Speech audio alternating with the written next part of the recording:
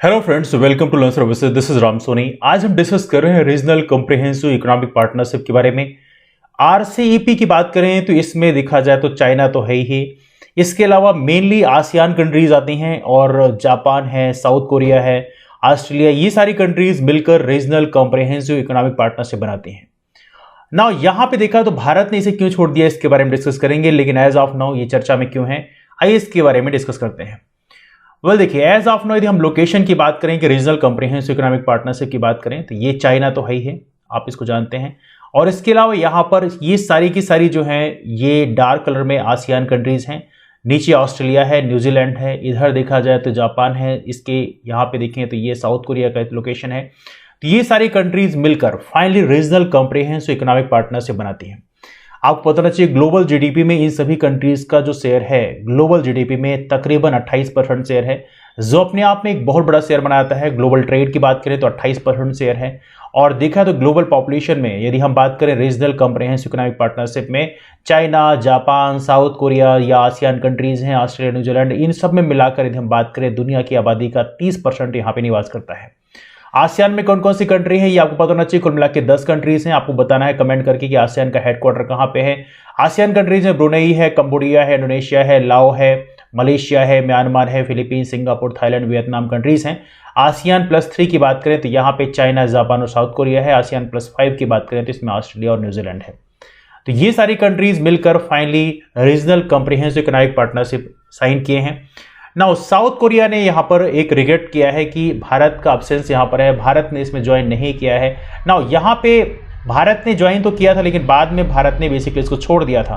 तो इसकी वजह क्या है इसके बारे में डिस्कस करते हैं। लेकिन सबसे महत्वपूर्ण बात है, रीजनल कॉम्प्रिहेंसिव इकोनॉमिक पार्टनरशिप अभी हाल ही में इफेक्ट में आया है 1 जनवरी 2022 को। इसी साल 2022 में नए साल के साथ में ये फाइनली इफेक्ट में आया है। और देखा जाए तो वर्ल्ड की, दुनिया की सबसे बड़ी फ्री ट्रेड जोन होगा।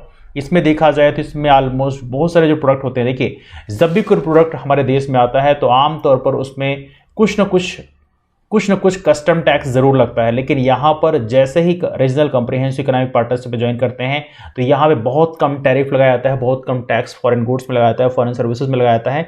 मतलब जो फ्लो ऑफ गुड्स है, जो सामान का एक देश से दूसरे देश में जो मूवमेंट है वो काफ़ी आसान हो जाता है। आप बड़ी आसानी से एक देश से दूसरे देश में सर्विसेज अपने प्रोवाइड करा सकते हैं। जैसे मान लीजिए आप डॉक्टर हैं तो अपनी कंसल्टेंसी वहाँ प्रोवाइड करा सकते हैं। तो ये सारी फैसिलिटीज़ काफ़ी आसान हो जाती है यदि regional comprehensive economic partnership sign होती है। India had been looking for that, Bharat चाहता भी था कि आसियान कंट्रीज के साथ हमारे संबंध अच्छे हों, लेकिन इसके बावजूद भी आखिर ऐसा क्या है कि रीजनल कॉम्प्रिहेंसिव इकोनॉमिक पार्टनरशिप को हमने साइन नहीं किया। अब देखा जाए तो यहां पे सबसे बड़ा रीजन यह है कि 2019 में, देखिए 2019 में हमने अपने आप को यहां से हटा लिया। इसका रीजन यह है कि जो चाइनीज गुड्स है, देखिए जब हम रीजनल कॉम्प्रिहेंसिव इकोनॉमिक पार्टनरशिप में साइन करते तो इसके साथ में चाइना को भी यहां पे आसानी हो जाती। तो चाइना के साथ एज ऑफ नाउ हमारा बहुत ज्यादा ट्रेड डेफिसिट चल रहा है। मतलब चाइना हमें बहुत ज्यादा एक्सपोर्ट करता है, हम इंपोर्ट हमसे बहुत कम करता है, लेकिन एक्सपोर्ट हमें बहुत ज्यादा करता है। और इसके चलते चाइना से हमें जो ट्रेड बैलेंस है, जो व्यापार में जो कहते हैं ना बराबर होना चाहिए दोनों का, मतलब जितना हम आयात करते हैं उतना ही निर्यात होना चाहिए, लेकिन ऐसा नहीं है। चाइना से बहुत ज्यादा निर्यात हमारे देश में होता है और इसके चलते हमें यह डर था कि शायद हो सकता है और भी ज्यादा बढ़ जाए। और इसके चलते फाइनली हमने regional comprehensive economic partnership join नहीं किया है। देखा जाए तो यहां पे इंडिया के प्रेजेंस की जरूरत क्या थी।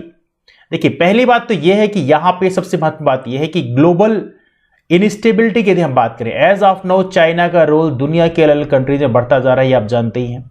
और यहां पे देखा जाए तो यूएस जैसी कंट्री जो है वो इस समय यहां पर है नहीं रीजनल कॉम्प्रिहेंसिव इकोनॉमिक पार्टनरशिप में, और यूएस और चाइना का टेंशन ऑलरेडी बढ़ रहा है। तो आने वाले कल में यदि बढ़ता है तो ये अपने आप में एक बड़ी समस्या बन सकती है। तो इंडिया यदि उसमें होता तो शायद उस चीज को बैलेंस कर पाता, क्योंकि यहां पे आप देखेंगे रीजनल कॉम्प्रिहेंसिव इकोनॉमिक पार्टनरशिप में तो यहां पे चाइना एक मेजर कंट्री है, बाकी कोई इतनी बड़ी कंट्री नहीं है जो बाकी कंट्रीज को चाइना को बैलेंस कर पाए। जापान की इकोनॉमी बेशक सही बात हो, लेकिन असल में देखें तो जापान का ना तो इतना पॉपुलेशन है ना उतनी एरिया है। बाकी यदि हम बात करें साउथ कोरिया है, ये जो कंट्रीज हैं बहुत छोटी छोटी कंट्रीज हैं। ऑस्ट्रेलिया की बात करें मे भी इसका एरिया काफी अच्छा है, लेकिन यहाँ पे आबादी बहुत कम है। तो यहाँ पे यदि भारत यदि ज्वाइन करता तो शायद यहाँ पे ऐसा होता कि रीजनल बैलेंस बनाने में महत्वपूर्ण भूमिका निभाता। लेकिन अनफॉर्चुनेटली भारत ने यहाँ पे बैक ऑफ कर लिया, इस डर से कि शायद यदि हम regional comprehensive economic partnership join करते तो वहां पर देखा जाए तो वहां पे हम लोगों को काफी नुकसान होता। देखिए यहां पर देखा जाए तो मुझे पर्सनली यदि ऐसा लगता है कि चाइना से डरने की बजाय यहां पर अपने बेसिक्स में हमें काम करने की जरूरत है। यदि हम हमेशा डर डर के जिएंगे तो कई सालों तक हमारी कंडीशन ऐसी होगी कि हम अपने आप को ओपन अप ही नहीं करेंगे। तो यहां पे दुनिया से हमें अब ओपन अप करने की जरूरत है। यदि हम ओपन अप करेंगे अपने आप को दुनिया से, तभी जाके हम वहां भी डोमिनेट कर पाएंगे। जो कई बार ऐसा होता है सिचुएशन में आपको जाने के लिए, जब आप कहते हैं ना, जब आप समुद्र में कूदते हैं, यदि आप पहले ही समुद्र में कूदने से डर जाएं तो कई बार ऐसा होता है कि आप जो है तैरना नहीं सीख पाते। यदि आप समुद्र में कूद जाए तब जाके आप तैरना सीख पाते हो। तो यहां पे जंप करना भी जरूरी है। मैं नहीं कह रहा हूं कि आंख बंद करके आप जंप कर लें, लेकिन कैलकुलेटर रिस्क यदि लिया जाए तो उससे डेफिनेटली आने वाले कल में हम कई सारी चीजें सीख पाते हैं, है ना। एनीवे, यदि हम बात करें रीजनल कॉम्प्रिहेंसिव इकोनॉमिक पार्टनरशिप क्या है, तो मैंने आपको बता दिया था ये ट्रेड डील है बिटवीन 10 मेंबर कंट्रीज जो कि आसियान की मेंबर हैं, association of south east Asian Nations का मेंबर है, और साथ में China, Japan, south Korea, Australia, New Zealand, ये 5 कंट्री और हैं। तो कुल मिलाकर कितनी कंट्रीज का एग्रीमेंट हो गया? ये 15 कंट्रीज के बीच में एग्रीमेंट हो गया। इसका मुख्य मकसद क्या है? मकसद की बात करें तो यहां पे टैरिफ कम किया जाएगा। टैरिफ का कम होने का मतलब यह है कि जैसे मान लीजिए हमारे देश से सामान चाइना की ओर जा रहा है या चाइना का सामान भारत की ओर आ रहा है, तो जब भी बाउंड्री क्रॉस होती है तो वहां पर टैक्स लगता है।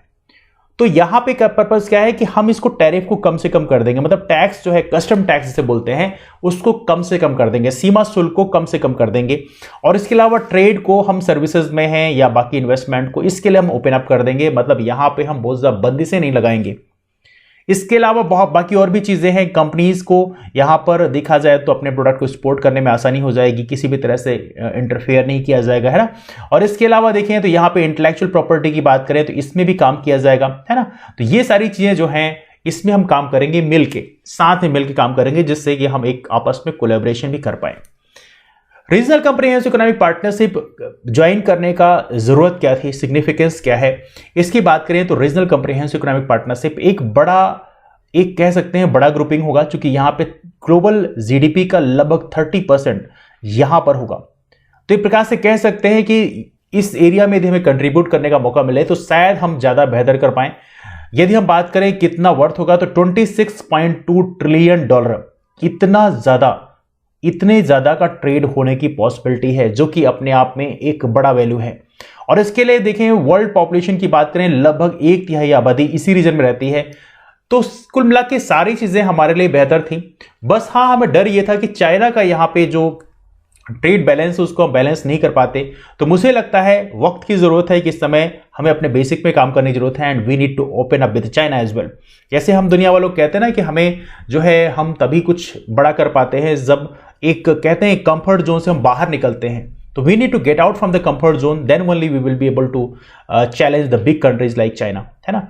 तो हमें यहाँ पे बेसिकली उससे एक फायदा ये भी होगा कि पाकिस्तान का जो हम राग अलापते रहते हैं कि हाँ पाकिस्तान ऐसा है वैसा है, हमारे लीडर्स जो है पाकिस्तान की तरफ ध्यान भटका देते हैं। बल्कि पाकिस्तान की बात करें ना, पाकिस्तान हमारी अर्थव्यवस्था में कोई कंपेरिजन में है ना, तो पाकिस्तान हमारी पॉपुलेशन में कंपेरिजन में किसी भी तरह से वो कंपेरिजन नहीं है, ना तो हमारे इंटेलेक्ट में कंपेरिजन में है। तो ऑब्वियस बात है कंपेरिजन पाकिस्तान से करने के बजाय we need to focus on the China focus करने की जरूरत है, जिससे कि हम बेहतर कर सके, है ना। Now regional comprehensive economic partnership की बात करें तो यहां पे ट्रेड हो, इंटेलेक्चुअल प्रॉपर्टी हो, ई कॉमर्स हो, कंपटीशन हो, ये सारे के लिए कॉमन रूल्स होगा। तो इससे क्या होता है कि हमें कंपीट करने में भी आसानी होगी, है ना। Now regional comprehensive economic partnership के बारे में मैंने आपको डिस्कस किया कि ये लोकेशन है, चाइना इसमें एक मेजर कंट्री रहेगा। भारत की बात करें तो भारत तो इसमें शामिल होने से मना कर दिया, लेकिन बाद में आसियान कंट्रीज हैं, ये सारी कंट्रीज आसियान हैं, ये आप देख सकते हैं लोकेशन है। और यहाँ पे ऑस्ट्रेलिया है, नीचे आपको न्यूजीलैंड दिखेगा, है ना। तो ये सारी कंट्रीज मिलकर basically regional comprehensive economic partnership agreement बनाएंगी। नाउ देखा जाए तो यहां पे मैंने आपको इस पिक्चर को ऑलरेडी डिस्कस कर दिया है कि रीजनल कॉम्प्रिहेंसिव इकोनॉमिक पार्टनरशिप में ग्लोबल जीडीपी का तकरीबन 30% होगा, इसमें 28% लिखा है, ग्लोबल ट्रेड का लगभग 28% है, ग्लोबल पॉपुलेशन का लगभग 30% है। तो एक प्रकार से बहुत बड़ी ग्रुपिंग होने वाली है। वैसे देखें तो आसियान ही काफी इंपॉर्टेंट ग्रुपिंग है, लेकिन रीजनल कॉम्प्रिहेंसिव इकोनॉमिक पार्टनरशिप जो है ये एक बहुत बड़ी ग्रुपिंग होगी जो 15 कंट्रीज के बीच में होगी, और आने वाले कल में ट्रेड में हो चाहे किसी भी चीज में हो एक महत्वपूर्ण रोल प्ले कर सकता है। नाउ चैलेंजेस क्या है? यूनाइटेड स्टेट्स बेसिकली से पार्टिसिपेट नहीं करेगा, ऑब्वियस बात है। भारत भी इसके चलते पार्टिसिपेट नहीं करेगा। तो यहां पे देखें तो जो चाइना है, यहां पर देखा जाए तो एक प्रकार से यहां का जो इस रीजन का जो इकोनॉमिक ग्रोथ है उसका मेन ड्राइवर बन जाएगा।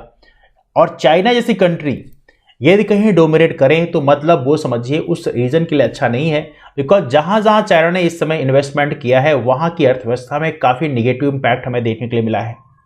तो यहां पे चाइना को बैलेंस करने के लिए कोई बड़ी कंट्री होनी चाहिए थी, जैसे इंडिया हो, यूएस हो, ऐसी बड़ी कंट्री होनी चाहिए थी जो कि चाइना को बैलेंस करने में एक महत्वपूर्ण रोल प्ले कर सकते थे, लेकिन unfortunately they are not here. तो आने वाले कल में शायद कंडीशन और भी क्रिटिकल हमें देखने के लिए मिल सकती है। दूसरी बात, इकोनॉमिक गेन्स की बात करें तो यहां पे देखें तो इकोनॉमिक गेन्स जो हैं ये काफी लंबा टाइम इसमें लग सकता है मल्टीप्लाइज करने में। और दूसरा, बिग एशियन इकोनॉमीज की बात करें तो यहाँ पे ऑब्वियस सी बात है, रीजनल कम्प्रिहेंसिव इकोनॉमिक पार्टनरशिप की बात करें तो यहाँ पे स्मॉलर कंट्रीज की बात करें तो स्मॉलर कंट्रीज को यहाँ पे within ASEAN at a disadvantage, शायद ही पॉसिबिलिटी है कि इसमें डिसएडवांटेज उन्हें होगा। और ट्रेड डील जो है उसमें डेफिनेटली इतना उन्हें बेनिफिट नहीं दे पाएगा, बिकॉज छोटी छोटी कंट्रीज जो होती हैं उनके पास इतनी टेक्नोलॉजी नहीं होती। मैं यहाँ पे सिंगापुर जैसी कंट्रीज की बात नहीं कर रहा हूँ, यहाँ पे बहुत सारी कंट्री ऐसी है जहाँ पे बहुत ज़्यादा टेक्नोलॉजी नहीं, जैसे लाओस की बात करें वो इतना डेवलप नहीं, थाईलैंड की बात करें वो इतना डेवलपमेंट नहीं है। तो हो सकता है आने वाले कल में उन्हें शायद थोड़ा नुकसान हो। और यहाँ पे लीस्ट डेवलप कंट्रीज की बात करें, कंबोडिया है, लाओस है, म्यांमार है, तो ये बेसिकली देखें तो currently benefit from inter ASEAN trade which could be eroded by RCEP trade. यदि यहाँ पे regional comprehensive economic partnership sign होता है तो यहाँ पे छोटी छोटी कंट्रीज हैं जो एज ऑफ नो आसियान के अंदर हैं तो वहाँ पे काम उनका चल जाता है, लेकिन जब बड़ी कंट्री जैसे जापान की टेक्नोलॉजी जब एंटर करेगी, साउथ कोरिया की टेक्नोलॉजी एंटर करेगी, चाइना की टेक्नोलॉजी एंटर करेगी, तो शायद उन्हें यहाँ पे सफर करना पड़े और उन्हें भी ट्रेड डेफिसिट का जो शिकार होना पड़ सकता है, दैट्स पॉसिबिलिटी। तो स्मॉलर आसियान कंट्रीज की बात करें तो यहाँ पे डेफिनेटली उन्हें शायद उतना बेनिफिट ना मिले जितनी बड़ी कंट्रीज को मिलता है, और शायद यहां पे आसियान शायद उसका एक शिकार बन जाए। आसियान में कंट्री, कोई भी कंट्री इतनी बड़ी नहीं है और कोई भी कंट्री इतनी डेवलप्ड भी नहीं है। जैसे इंडोनेशिया की बात करें, मलेशिया की बात करें, they are not developed like Japan और साउथ कोरिया और चाइना। तो डेफिनेटली आई होप सो कि आने वाले कल में रीजनल कम्प्रिहेंसिव इकोनॉमिक पार्टनरशिप में शायद आसियान के जो कंट्रीज हैं उनको यहां पे सफर करना पड़ सकता है। बट देखते हैं आने वाला वक्त क्या करता है। अब वो आने वाले वक्त में पता चलेगा, 5-10 साल बाद कंडीशन थोड़ी पिक्चर समझ में आएगी कि basically regional comprehensive economic partnership से आसियान कंट्रीज जो छोटी छोटी कंट्रीज है उन्होंने कितना बेनिफिट कमाया है। Let's hope for the best कि आने वाले कल में पिक्चर थोड़ी ज्यादा क्लियर होगी। तो ये रहा इस टॉपिक के बारे में, लेकिन आपको क्या लगता है कि रीजनल कम्प्रिहेंसिव इकोनॉमिक पार्टनरशिप में क्या भारत को यहां पे साइन करना चाहिए? आपकी इसमें राय क्या है? मैंने तो अपनी राय बता दी, लेकिन आपकी राय इसमें क्या है आप नीचे कमेंट करके जरूर बताएं। मुलाकात करते हैं आप लोग फिर, लेकिन जो नए फ्रेंड्स हैं वो लर्न सर्विसेज नाम का टेलीग्राम ग्रुप ज्वाइन कर सकते हैं। यहाँ पे क्लासेस की इन्फॉर्मेशन तो शेयर की आती है, लेकिन क्लास का पीडीएफ भी यहाँ पे शेयर किया आता है, तो इसके माध्यम से आप हमसे जुड़ सकते हैं। चलिए मिलते हैं फिर, तब तक के लिए bye bye, take care, have a wonderful day ahead, keep moving forward and take care.